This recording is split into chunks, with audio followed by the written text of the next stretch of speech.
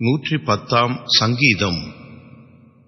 கர்த்தர் என் ஆண்டவரை நோக்கி, நான் உம்முடைய சத்துருக்களை உமக்கு பாதப்படியாக்கி போடும் வரைக்கும் நீர் என்னுடைய வலது பார்சத்தில் உட்காரும் என்றார்.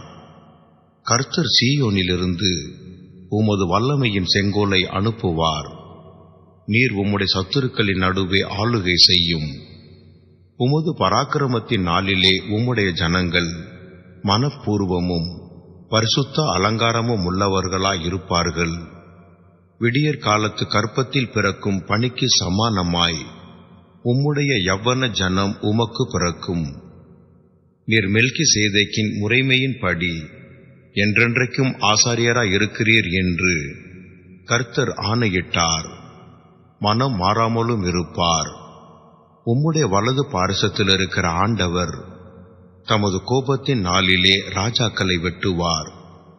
அவர் ஜாதிகளுக்குள் நியாயம் தீர்ப்பார். எல்லா இடங்களையும் பிரேதங்களால் நிரப்புவார்.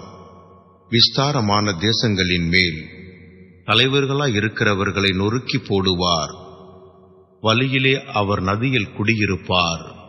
ஆகையால் அவர் தமது தலையை எடுப்பார்.